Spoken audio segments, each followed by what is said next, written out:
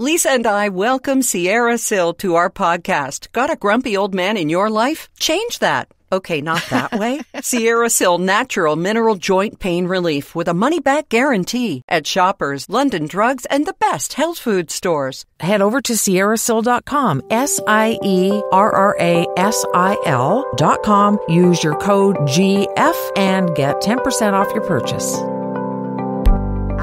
18, one of my favorite numbers. I have no idea why. I'm just nutty that way. She's Lisa Brandt. And she's Erin Davis. A little bit more than 18, but this is episode 18 right now. Oh my gosh. I may have had too much caffeine today. We may have to you've had a warning that this is going to be a fun show, or as the kids say, lit. Because we're talking about foot-in-mouth disease. We've both had bouts with that, and guess what? There's no vaccine to fight over because it's just a thing. Everybody has it. Doesn't matter where you come from. Yeah. We've all tasted toes. Let's put it that way. Exactly. And coming up this weekend, what are you doing Saturday? It's Coronation Day. We won't go too far into it because if you care, you really care. And if you don't, well, let's just say we want you to listen to the podcast. So, yeah, the Royals and the two stars that we are looking forward to seeing the most. And it's yard sale season. Maybe a little early, but a lot of people get it out of the way before all the fun comes along. I mean, where you live, Erin, It's just the weather is gorgeous all the time. We just get blips of it here and there until summer actually arrives. So we're going to talk a little bit about yard sale season and what happened at ours. Yeah, what happened at yours and some of the things to watch out for. And do you want to just get rid of this stuff, or are you trying to make money? What's the deal here? Exactly. Never buy a baby seat or a car seat at a yard sale unless you've checked the expiry date. Believe it or not, and this was new to us too, there are expiry dates on baby seats. But we're going to talk about expiry dates that don't matter. Right. And that's going to be a big one because that is kind of my goal going forward. It's telling people not to take domperidone without talking to your doctor, and also expiry dates. Let's not waste food. So there you go. Does this sound like a pretty full podcast? It does. We better get moving. We will right after we thank Envy Pillow. We'll tell you more about some stuff we found out about them coming up a little bit later on. And it's all good stuff. Good for you, good for the planet, good for your neck, good for your skin and face and your hair. So just go to envypillow.com to find out more about Kathy and Kim and this company they started from nothing and have built up to just a wonderful company that lets you listen to Gracefully and Frankly for free. I know you want to pay us, but no, it's free. And in a moment, you're going to get what you paid for. All right. I hope so.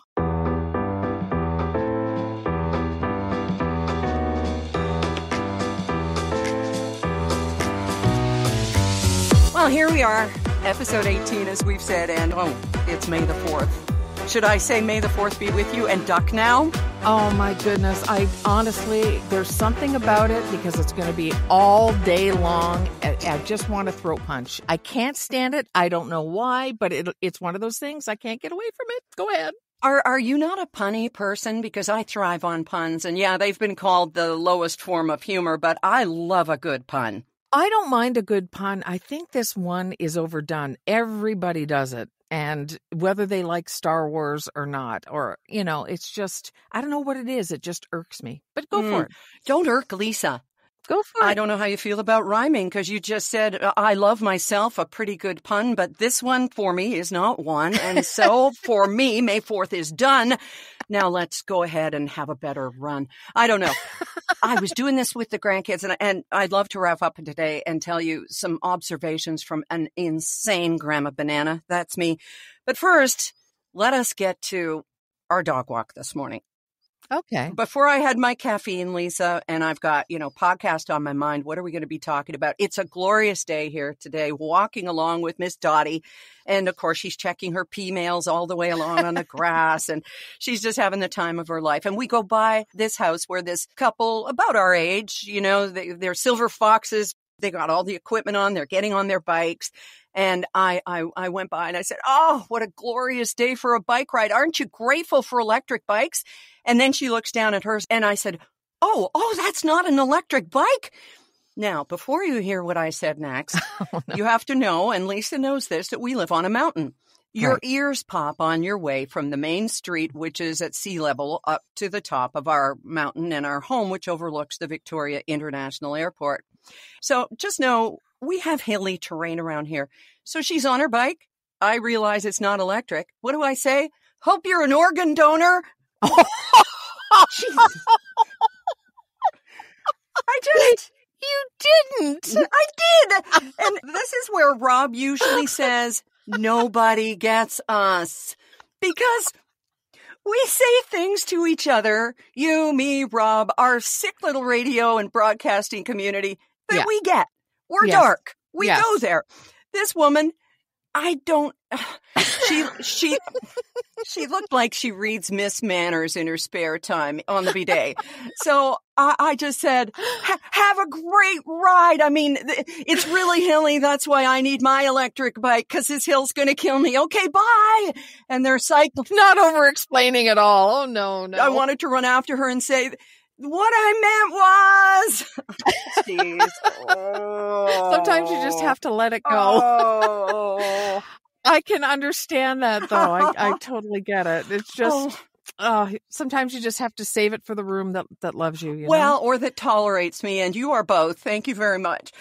The rhyming, the punning, the whole nine. But honestly, don't let me talk without caffeine. There should be a sign around my neck. Caution, hasn't had coffee yet. Please don't approach. I can totally relate, though. Even fully caffeinated, I have this thing, or I had it years ago, where the most inappropriate thing would come to my mind and it would come out of my mouth, despite half my brain saying, don't say that, don't say that, don't say that. So there was a guy, I had just started at a radio station, and this guy was walking toward me, limping a little bit. And everybody seemed to be very sportsy at this station. And I said, oh, did you overdo it on the weekend, you weekend warrior? And he said, oh, no, I'm diabetic and I lost my leg. I have a wooden leg. Oh, and you just wish the floor would open up and swallow you. And he was so kind about it. Oh, God. I didn't mean to insult him or anything. What did you say? How did you recover? Oh, I just said, I had no idea. I'm so sorry. And he's like, it's no big deal. You just started here and I don't care. I'm used to it. Blah, blah, blah. Jeez. But, it was mortifying. Just mortifying. Oh, I'm blushing. Oh, that's okay. I mean, we have all been there. I was calling bingo for Rotary at the Saanich Fall Fair here a couple of years ago. And the bingo tent is one of Rotary's biggest money makers. Yeah. And so, I'm a professional broadcaster. I should be able to call bingo. I'm telling you, these people are so freaking serious about their bingo. If it's an X on the card and you call an N, they will call you out. Oh, yeah. Anyway, I'm trying to make these numbers come alive, right? B12, everybody's favorite vitamin. B9, my favorite cancer diagnosis, that kind of thing. So I'm calling them out and I say, who needs an eye? And I swear to God, the guy in front of me with an eye patch on puts his hand up. He had one eye. Oh no. Isn't that the way? And he was laughing. Yeah. So I was laughing. But, not before you shrank or shrunk, which is it, into the chair and just wanted it to be over, or for the great earthquake to finally take you down. But, oh my God, Lisa. I think we all do it at some point or another. We all have that moment or many moments, and it makes you memorable, Erin. Well, Prince Philip once said, or is alleged to have said, Dontopodology is the science of opening your mouth and putting your foot in it, which I've practiced for many years. So, I mean, if it's good enough for the late Prince Philip, he just had better shoes in his mouth. That's the only difference. Right. And we need to get older and it's going to be charming. Yes, that's right.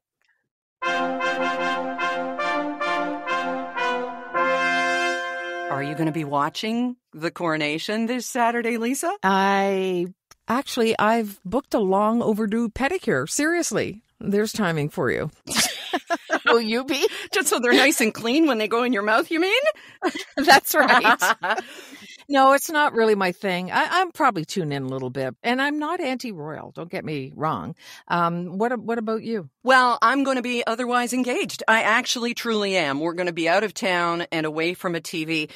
You know, a recent CBC poll said that with the formal coronation on its way, a new survey suggests Canada's new monarch could have a tough time winning over Canadians, and support for his wife, Camilla, appears even weaker. Huh. The Angus Reid poll says 60% oppose even recognizing him as king, and about a third say they have a favorable view of Charles, while about half of them don't. And then 2/3 said they're against recognizing Camilla as Queen of Canada. I'm definitely in that percentage. And more than half said, nah, scrap the monarchy. What's it for anyway? So that's the thing, right? My late mother-in-law would be appalled. She actually, I believe I've told you about this before, she took riding lessons with young Queen Elizabeth. They were the same age. And although she wasn't posh, they didn't live far from, where Elizabeth was when she was a kid. I don't know how all this works. But anyway. Good story. They took horse riding lessons together. Yeah, there's a picture somewhere of the two of them. Do you think I can find it? She always listened to the Queen's address and everything. And the monarchy, being British, was a very big deal.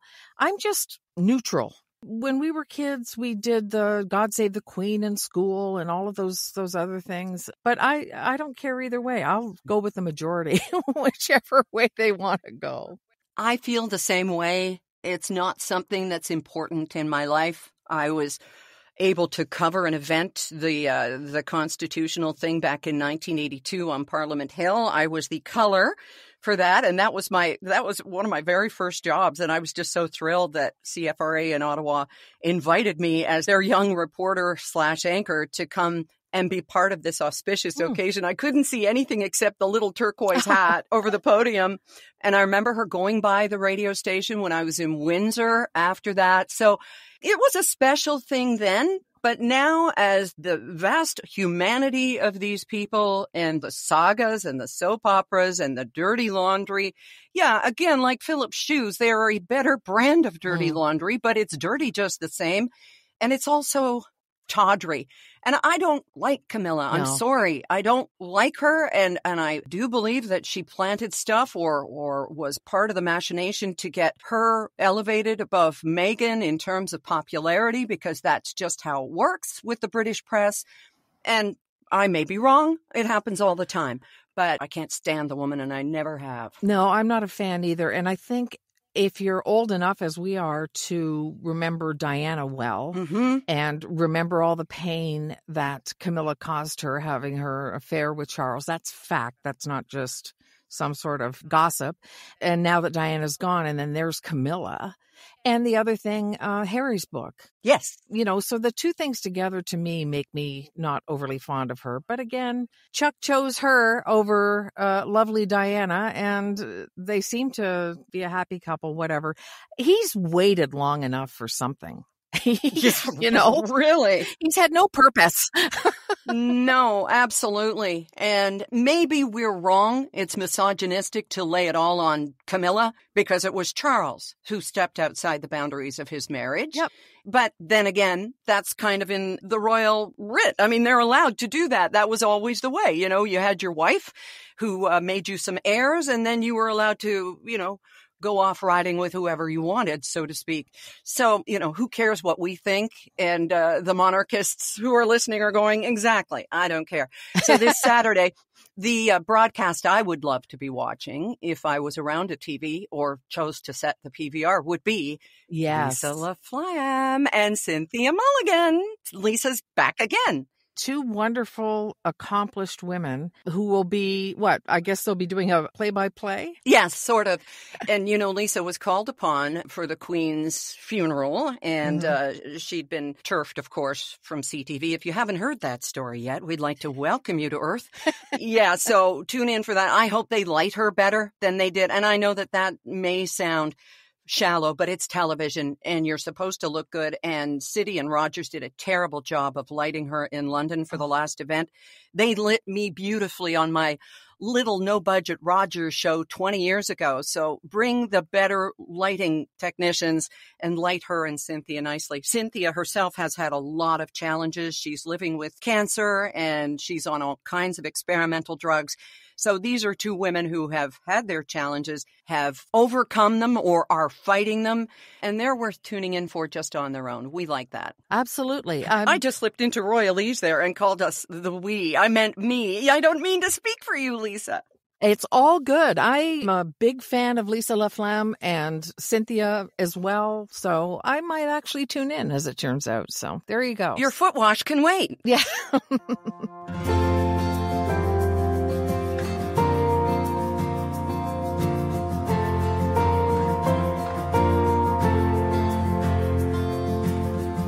Okay, from the Queen Consort to the Queen of eating expired food. You have taught me more, Erin Davis, about expiry dates and what they mean and the difference between them and sell-by dates and all those other things. Are you still eating food that has expired in the previous millennium? Or? Well, I don't know about the previous millennium. And this is where it gets dark. If I see an expiry date prior to 2015, I'll pull it out of the pantry and say to Rob, we had a daughter. And he knows exactly what that means. It's just, when you lose someone really significant, there's a line in your life of the before and after. Yeah. And yes, I have stuff in my pantry or wherever that I even moved from Ontario in 2016 that had expired already. Oh, wow. So this has become my mission, Lisa. We were on a listener trip probably 20 years ago. And I remember Carrie Ann saying, oh, no, the day on the carton, it goes out. It goes out. Wow. And she was absolutely fervent about this. And I just shook my head because, and Carrie Ann, you're probably listening, sweetheart, and I'm not judging you. And maybe you've changed over the ensuing 20 years. Maybe you haven't. You do you. But to me, food waste is just the greatest obscenity in our society. Well, there are a lot of them, but it's a big one because so much is thrown out when it's not bad and it's completely edible and people are dying.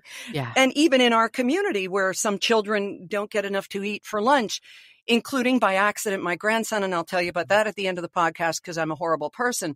But anyway, so let's talk expiry dates from the New York Times. Now, aren't expiry dates mostly just like a best guess? Completely voluntary. Yes. Right. With the exception of baby food, and I'll get to that. But it is the manufacturer's best guess, Lisa, as to when its product will no longer be at peak quality.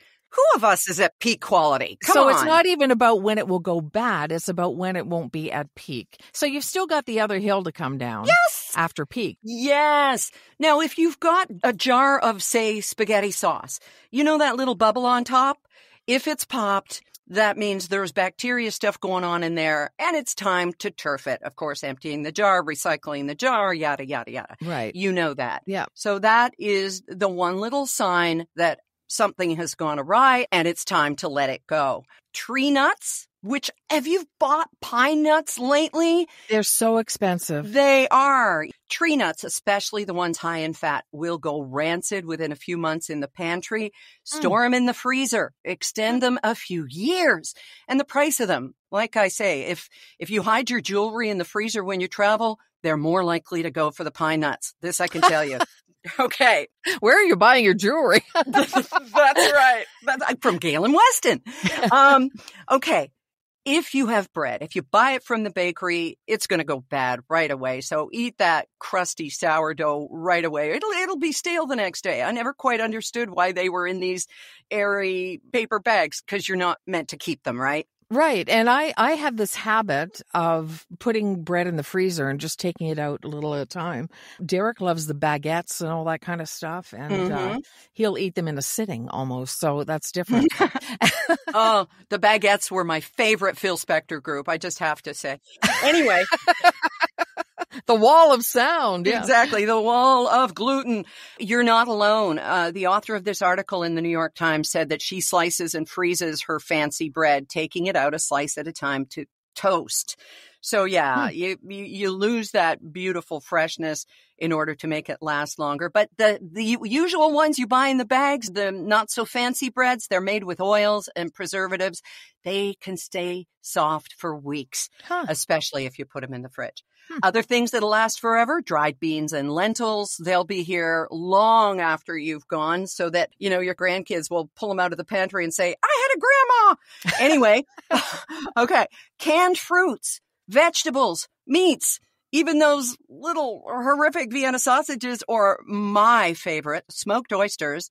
They will stay as delicate and palatable as the day you bought them for years. Wow. Put them in the bomb shelter then. Okay. Exactly. And honestly, who doesn't want a little Grey Poupon with their smoked oysters when you're facing the apocalypse, right? Right. Okay. Cans of soda, pop will keep its fizz for years. Glass bottles up to a year. Plastic bottles for a few months. So if you don't go through a lot of pop or you want to keep it for mix for when company comes over, get cans. Okay, there's a tip there because most plastics are gas permeable. Huh. Did you know? No. Okay. Oils, if they're in a can, will stay forever. They're nearly indestructible. Wow. If they're in a glass bottle and they're sealed, not so much. Fresh lemon juice or garlic in a jar, they will last a very long time because of either fat, salt, acid, pickles. Those things are enemies of bacteria and mold. Then you get to soy sauce. Is that a fridge thing or a pantry thing? What do you do with your soy sauce, Lisa? It goes in the fridge, and I don't even know why, but it does. Well, the reason to keep it in the fridge is to kind of fend off the fishy aromas that can start to develop after a few months in the pantry because it's soy, right? Oh, yeah. Eggs will probably never go rotten. What? Yeah, it's true. According to an impromptu poll that the author conducted on Twitter, it takes so long for eggs to go bad. Are they fresh? Do they float? Whatever that test is. If your eggs are in the fridge, just go ahead and eat them or bake with them or whatever you're going to do. Don't throw out your eggs. For longer lasting milk, organic, believe it or not, they undergo something called UHT, which is ultra high temperatures. Now, I checked my cartons in the fridge, not expired. Although I did have a cream that had been opened and expired 2 weeks earlier and was still fine when I got home from Ontario, just so you know. Don't throw it out. Sniff it or taste it. And then pass it to your partner and goes, this smells awful. Here, smell. Why do we do that? We always do that. I think this has gone bad. Here, taste it. Yeah. It's like the SNL skit. That was so good. But most organic milk brands will undergo ultra-high temperature pasteurization. And a lot of people prefer the sweeter flavor of UHT milk. Now, let's talk baby food. Baby food is federally mandated with a use-by date, which means that it won't lose a lick of its nutrients until this date. But if there is that zombie apocalypse or we do have the big one, you'll still be able to eat the baby food and gain some nutritional benefit. Really? And that goes for all of us, because who doesn't like some good apricot baby food? I do. Yeah. There you go. And there will be a lot of people who remember this bit I did on the radio years ago, because I don't remember the details as well as they do, where I ate a cream cheese that was 2 years or so expired in the back of my fridge. I remember that very well. And I was fine. Yeah. It may be why when Rob got COVID most recently, I didn't get it. Maybe I've just got all the, and of course, all the vaccines too. But, well, I guess if you got to be remembered for something, it might as well be, oh yeah, she was the crazy chick who ate the cream cheese that was expired. But honestly, it didn't taste fantastic. I wouldn't serve it to company, but it was edible. I wasn't sick. It wasn't all crusty or yellowed or anything? Or not blue or anything. Yeah, it was a little bit harder and the color had changed a little bit yellow. But honestly, when it comes to food waste, and especially yogurts are meant to get old. That's how they're made. Buy the near expired. It can be 1/10 the price. Or crackers or things that are so fully processed, they're probably never going to go bad. And that's what you serve to company. Geez, Lisa, I think you may have just put your finger on why I don't have company very often. I think they know. They know she may not be caffeinated and she may be serving us old stuff. So maybe my fridge should not be the Antiques Roadshow. Well, not a roadshow, but a driveway sale. It's We're a little ahead of you weather-wise here on Vancouver Island, and of course you're in Ontario, and we have listeners from across Canada, and thank you so much for those of you who listen elsewhere too. But we had a yard sale last weekend. The whole neighborhood does it, or I never would. Right. That's scary. To me, putting your stuff out on the driveway and having people judge it, that's scary for me. Really? I never think twice about it. I just think, you guys, you don't want it. You don't have taste. Take it. Yeah, I'd rather donate it to diabetes. I really would. Yeah. And that's, of course, what you do with the stuff that doesn't sell. But Phil and Brooke, our son and daughter-in-law, they both brought a lot of baby stuff they no longer need. We had 2 high chairs. We had bath stuff that had been gently used. And they made a tidy little profit. Good. So we sold other things that we haven't used for years. And it's just like, okay, get this stuff out of here. And all in all, it was a pretty darn good day. So you feel that it was worth your time? You made enough money to make it worth your while to have done this? Oh, I think so. Oh, good. Brooke had given me a very gently used Vitamix that I bought them a few years ago, and we sold ours for $35. I mean, a Vitamix for $35. Yeah, it may even have been less than that. Wow. So that was the deal of the day there. And the guy knew. He knew. I said, you are getting a Vitamix. And then there was this other thing. You've been to our house. Yeah. We had a giant black sphere that hung over the dining room table that looked like a big ball of string. Oh, I love that. I know it's gone now. Yeah, but yeah. It is gone because I wanted to get a smaller piece so as not to impede the view of the ocean. So I put it out in the driveway, and this woman came by and she's looking at it and she goes, oh, that would go great in my studio. And I had it on for like $40. And I said, would you please take it? I'll sell it to you for $20. And she said, are you kidding? These things are like $400. And I said, do not tell me that. Take this light, go. And so she was almost trying to talk me up in the price. Right. Well, I mean, you get to that point, right, where you just want to see it go. And there's a special joy about giving somebody a moment like that, too. She will talk about that forever. I got this for $20 or whatever. That will be the bargain of the century for her. There was a couple who tried to talk us down on some artwork. I say artwork loosely. They were prints. So we were happy to see those go. They tried to talk us down, and so I let them. But I think the closer to the end of the yard sale day, people will come in and say, end of day discount. Yeah, it's like, yeah, it better go to you than to go back into our basement, right? I made a big mistake one time when we did a yard sale. My previous husband, we lived in Burlington, and a guy came along right at the start and said, I'll take all the furniture for X amount of dollars. And I thought, you know what? We're just starting. I can probably, sell these piece by piece. And I didn't. I should have just done that. And he looked at me like, you're crazy, lady, but whatever. We had a neighbor in Willowdale. And one really cheap guy came along to the street yard sale and went to this neighbor's house. This great guy. We used to walk our dogs together. And he and his wife were pals with us. This cheap guy came. And if something was $15, he'd say 50 cents. And my neighbor was getting more and more agitated. He finally screamed at the guy and he said, I'd rather put this in the garbage than sell it to you. And he basically chased him off his property. He was so irritated by it. But I think he had dollar signs in his eyes. Oh. And if you're thinking about making the mother load, I think you're going to just end up disappointed. I think so, too. It goes with the saying, the only difference between a yard sale and garbage day is the closeness to the curb. There you go. Your treasures are someone else's garbage and vice versa. So if you can get rid of it, do it. But we did have one young guy who came to us. It was buying something small. I can't even remember what it was. But I only have $100 bill. And I put my hands on my hips and I said to him, poor you.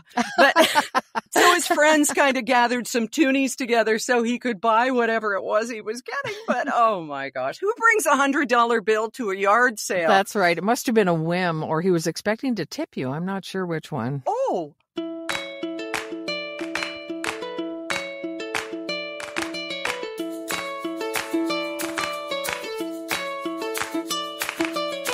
Before we go, Lisa, I got to tell you, last week we spent 3 nights with our grandkids. We were over at their house. Their folks had gone to have a little adventure, well-deserved. And I am telling you, We were so tired that by 11 at night, we were just, both of us, completely wiped out. You know why people have babies in their 20s and 30s or even teens, because we're not built for it anymore. Right. I can only imagine. Those two are energetic and like any little kids their age are, right? Right. And of course, we're the bananas. It's banana camp. Grandma and Granddude Banana. It's all about having a good time and going out in the yard and going for walks and going to the park and all of that stuff, which was great. But I'll tell you, where I fell down was in making meals. First off, don't let an 8-year-old tell you what should be in their lunch. Right. It wasn't all coffee crisp and cookies. I made him his lunch, but the first day, I guess it was fine. The second day, he got hungry, ate half of it at his break time in the morning, and then didn't have enough lunch and had to ask the teacher for food. What? No! Oh my gosh, worst grandparents ever. I'm surprised they didn't call children's services. Oh, so what was missing? What does an 8-year-old have for lunch? I don't know. They usually use this little bento box, which is divided into beautiful little compartments and stuff. And I thought, well, okay, I'm going to let Colin pick. So he picked a bagel, he picked a banana, and so and other things, of course. There was fruit and a pickle and cookies and stuff. And I didn't use the bento box. I just put the stuff straight into the lunch box. But I should have used the bento box. He should have had a wrap. All of these things that I'm sure they told me. But in the moment, I was just trying to get the lunches done because that was the other thing to do. The first thing to do was to get him fed a good breakfast. Rob gave him, a soft-boiled egg, 8 toast soldiers. There was fresh fruit, orange juice. He had a good breakfast. But the thing is, you have a schedule. Right. We got him up at 7:30, had to get him out of the house with Granddude at 8:30. And if you throw in a nosebleed, everything gets thrown off. Oh. And suddenly you're like Lucy in the chocolate factory. Okay, you got to eat this. Colin, do this, please. Colin.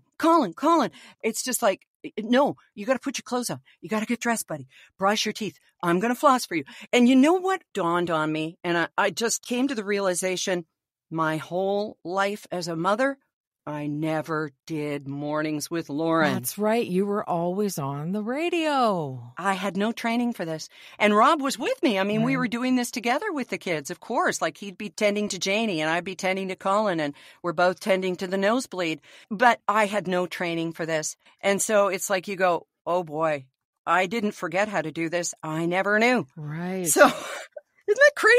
Well, it's unusual, but you guys had a partnership worked out where, It worked. Yeah. Well, that's about all I've got for True Confessions today. Next week, I think, why don't we talk a bit about Mother's Day and sort of the ups and downs of all of that? It's a big day and it's not a big day. Yeah, exactly. It's a heavy day. It's a happy day. It all depends on how you look at it. And we'll look at it from both sides, we promise. Shall we thank Envy Pillow? Because I was so glad to put my head on mine every night that we were with the kids. We have talked about their wonderful latex, but I did not know that there were different kinds of latex. I thought it was all the same stuff. And it's not even close. Envy Pillow uses Dunlop latex, which is more dense, and it's all rubber tree sort of sap that is poured into a mold and doesn't have all sorts of stuff in it, like, synthetic things and stuff you could be allergic to. It's 100% natural, and it fits in perfectly with everything Envy Pillow does, which is all sustainable, natural, hypoallergenic, nothing synthetic about it. It's just really cool, and I learned so much when I delve a little bit deeper into the Envy Pillow story. Kathy and Kim really walk the walk and making sure it's organic and natural and all those kinds of things. So there you go. At your next dinner party, Erin, mention Dunlop latex and see if anybody wants to know more. And if you think I'm going to let you talk about latex where I don't mention that these pillows are also for your pleasure, then you don't know me very well. I was waiting. Yeah, I know. 10% off anything envypillow.com by using the code GF for Gracefully and Frankly. Sleep with the best. We do. Absolutely, we do. Oh, my goodness. So good spending this time with you, Lisa, and with everyone who makes time with us. Please share it with your friends and let them know that we're here and you'll enjoy us on your dog walk. So if you listen to a podcast, you can't put your foot in your mouth because you're not paying attention to what the neighbors are doing. That's so right. There you go. Yeah, there's something in here for everybody. Oh, I'm getting hoarse from laughing and talking, so I'm going to sign off for now. How about you? Yeah, I think you're a little more like a pony. Aw. That doesn't make sense. Forget It's it. a little horse. I got it. You see, we get each other. We'll catch you next time. Bye.